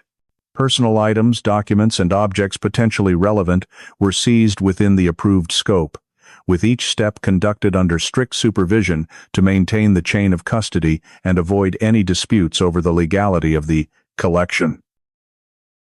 The seizure of additional evidence not only served to supplement the existing file, but also acted as a preventive measure, blocking the possibility of loss or alteration of data that might become critical during trial. Once the arrest and seizure procedures were completed, the active investigation officially came to an end. The concept of ending the investigation in this context did not mean that all questions had been answered, but rather reflected the shift in role from searching and verifying to presenting and proving before the law. The investigators finalized their last reports, compiling the entire process from the reopening of the file to the suspect's arrest, ensuring every step was fully documented and explainable if needed. Ending the active investigation also meant that all subsequent actions regarding the suspect would be guided primarily by procedural processes rather than independent operational decisions by the investigative force. In that context, the Maribel Knox case officially moved into the legal phase, where the focus was no longer on determining who might have caused the death, but on legally and convincingly proving that the conclusions reached during the investigation were correct. This shift held profound significance for the entire process, as it marked the boundary between investigative work and prosecution, where each side had distinct roles, responsibilities, and limits. The investigators continued to assist by providing information and clarifying evidence, but the authority to lead the process now belonged to the prosecution and the court. The arrest of Caleb Morin was not viewed as the end of the story, but as the beginning of a new phase, where all evidence would be placed under public scrutiny and examined by the rigorous standards of the justice system.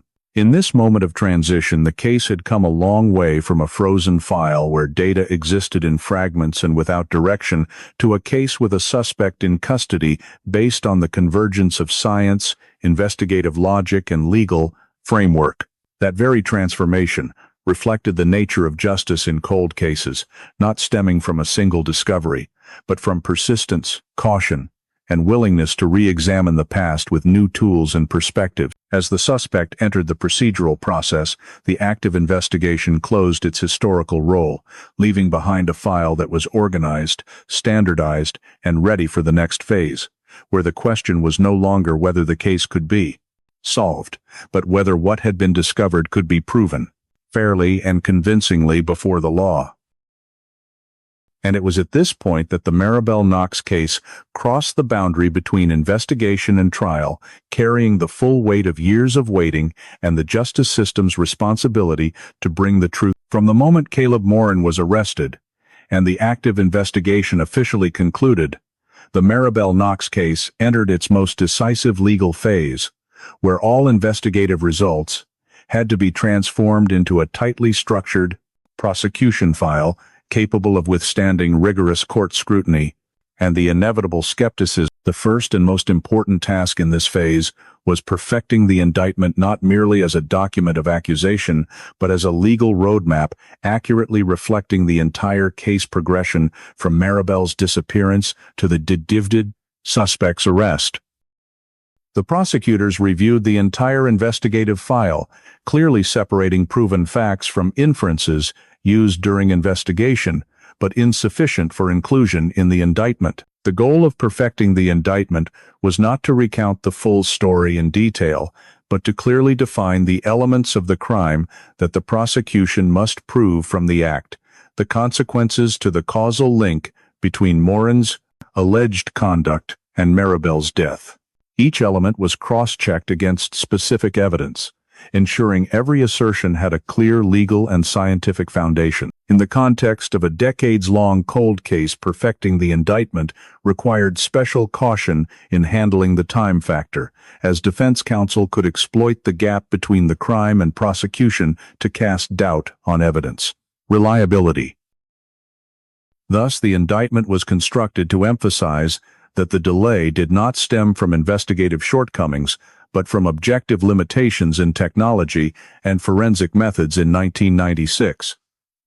While clarifying that core evidence only gained probative value when scientific advances allowed more accurate analysis and comparison. Concurrent with perfecting the indictment, the prosecution strategy was developed as an overarching framework guiding the entire presentation of the case in court. This strategy was not based solely on the weight of DNA evidence, but designed to guide the jury in understanding why the DNA evidence, when placed in the full case context, became the key piece inseparable from other facts. The prosecutors determined that presenting DNA as standalone evidence carried a high risk of the jury viewing it as a confusing technical detail easily countered. So the prosecution strategy focused on building a cumulative chain of reasoning. Starting with Maribel's disappearance, the unusual scene characteristics, forensic conclusions on time and manner of death, the reconstruction of route and access timeline to identifying gaps in Morin's schedule, and finally, the DNA match, confirming direct connection. Each step was presented as a logical link.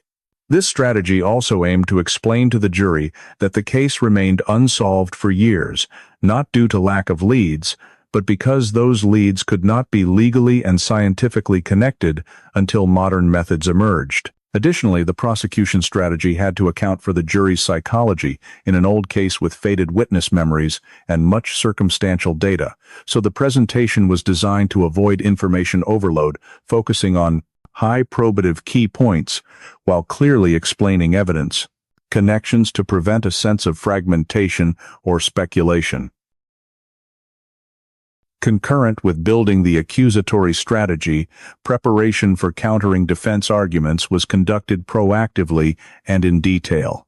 Prosecutors did not wait to face defense arguments in court, but early on analyzed the most likely counter-directions based on the case's nature, with the focus predicted to center on DNA. Defense could question long-term evidence storage chain risks of cross-contamination in storage or retesting, and DNA result interpretation absent direct witnesses. To prepare, prosecutors worked closely with forensic and DNA experts to develop clear, understandable, yet accurate scientific explanations, proving that collection, storage, and analysis procedures met strict standards, while the match reached a probability threshold, excluding random coincidence.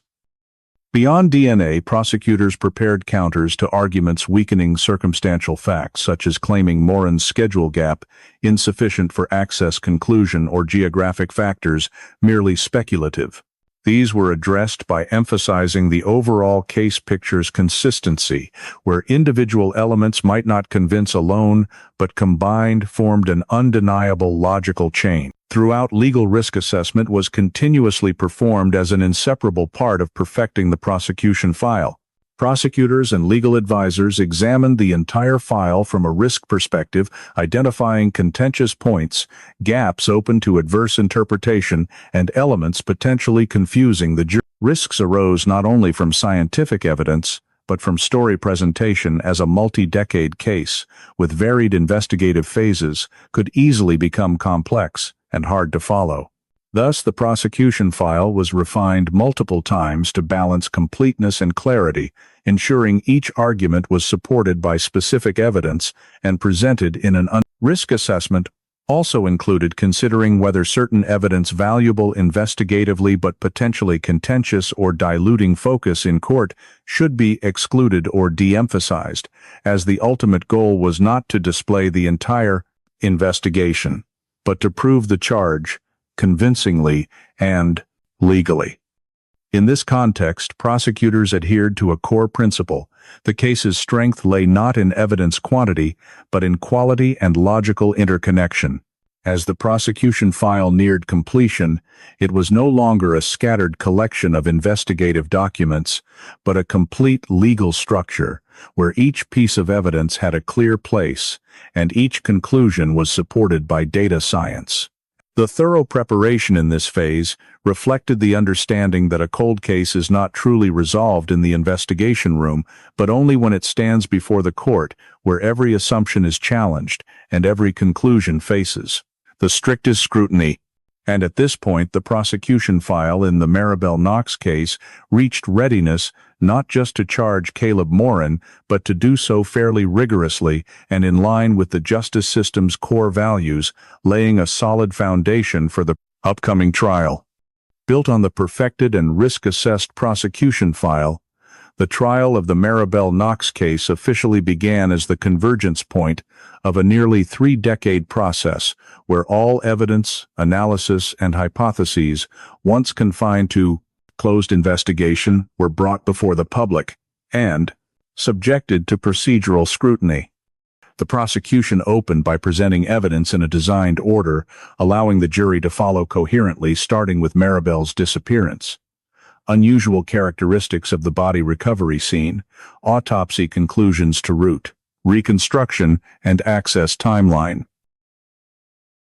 Each evidence group was introduced not as isolated fragments, but as successive steps in a logical chain clarifying that Maribel's death was not random, but the result of a traceable and verifiable. When focus shifted to DNA evidence, the prosecution presented analysis results with expert support, explaining how biological samples were collected, stored, unsealed, and reanalyzed under modern standards, emphasizing that the male DNA profile existed independently since 1996 and was objectively compared to a sample indirectly obtained. This presentation did not aim to impress with complex technical terms, but focused on helping the jury grasp the core principle of genetic matching and the probabilistic meaning of the results. As soon as the prosecution completed the DNA portion, scientific debate became the trial's centerpiece. Defense entered with a strategy challenging the reliability and interpretation of scientific evidence, focusing on long-term evidence, storage potential, sample degradation, cross-contamination risks, and DNA conclusion dependence on procedures and personnel. Defense did not wholly deny DNA value, but sought to reduce its weight by proposing alternative scenarios where genetic match did not necessarily imply criminal conduct. Facing these challenges, prosecution countered with detailed explanations of custody chain lab quality controls and independent verifications to rule out error. The scientific debate thus became not just a legal confrontation, but a dialogue on how science is used to seek truth and how it can be questioned in a legal setting. As the scientific portion settled into its place within the overall case, confrontation between prosecution and defense expanded to circumstantial evidence. Defense questioned the absence of direct witnesses, no murder weapon found, and long gap between crime and arrest, suggesting the case was built mainly on hindsight inference. Prosecution responded by emphasizing that the lack of clear violence, signs, and weapon was reasonably explained in a quick controlled access hypothesis, while arguing Morin's schedule gap placed against estimated death time frame and geographic clues was not random, but a key element fitting the full case picture. Debate sessions were tense, but controlled each side, seeking to guide the jury toward its interpretation. Defense planting reasonable doubt by highlighting gaps and error possibilities, while prosecution repeatedly returned to the core argument that the case rested not on single evidence, but on the convergence of multiple independent factors. When debate concluded, the jury entered deliberation, carrying the full volume of information, evidence, and arguments presented throughout trial. Deliberation was not publicly described, but its nature reflected the heavy responsibility on those weighing whether evidence surpassed reasonable doubt. When the jury returned to announce verdict, courtroom atmosphere reflected accumulated trial tension. The verdict was based on assessment that the evidence chain, especially DNA match placed in time, geography, and behavior context, was strong enough to establish Caleb Morin's criminal responsibility for Maribel Knox's death. This decision was presented not as emotional closure, but as the outcome of a legal process that tested every assumption and counter-argument. The jury's verdict marked the end of the trial phase, where legal truth was established not by sentiment or public pressure, but by systematic consideration of presented and debated evidence. Within this trial framework, the Maribel Knox case shifted from a strengthened investigative file to a judged legal entity, laying groundwork for subsequent justice system consequences and leaving a significant milestone in the long journey from a frozen cold case to a courtroom verdict. Immediately after the jury's verdict was announced in trial, the legal status of the Maribel Knox case fundamentally changed as Caleb Morin's criminal responsibility was confirmed through proper procedure and no longer existed as identifying the perpetrator. In this context was not merely naming an individual accountable before the law, but the crystallization of a nearly three-decade process, where each phase from initial investigation deadlock, file freezing, to cold case reopening and prosecution was connected by logic, science, and tight legal framework. With the verdict issued, the investigative system's role shifted from proving to recording.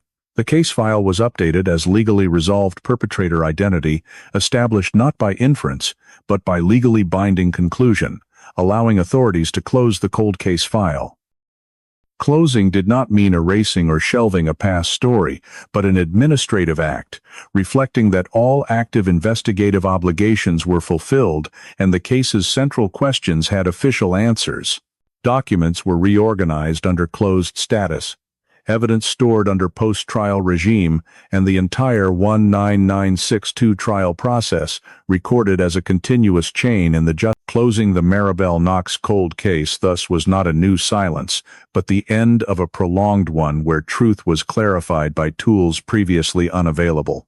Concurrent with administrative completion, a systematic investigative lessons learned review was conducted not to seek individual errors, but to evaluate how a case moved from deadlock to resolution amid evolving science and methods. One standout lesson was long-term evidence preservation. Had biological samples not been properly collected and stored in 1996, later resolution would have been impossible. This underscored that in serious crimes, thorough collection and careful preservation serve not just immediate investigation but future truth clarification potential. Another lesson was recognizing and controlling initial investigative assumptions, as the Maribel Knox case showed how reasonable assumptions under technological limits could inadvertently frame direction and obscure alternatives. Cold case reopening proved that re-questioning old assumptions was not negation of prior effort, but necessary adaptation to new tools and knowledge. A further key lesson was combining science with traditional investigation. Though DNA was decisive, it only gained value in specific time, geography, and behavior context.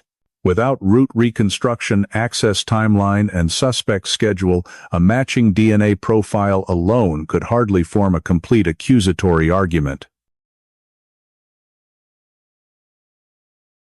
From an investigative view, the case reinforced that science does not replace investigation, but expands it when used correctly and timely. Beyond operational lessons, the case's legal impact was comprehensively assessed, especially regarding DNA and genealogy. The Maribel Knox verdict helped solidify precedent that applying modern scientific methods to reanalyze old evidence aligns with fair procedure principles, provided legal processes are strictly followed and defendant rights protected.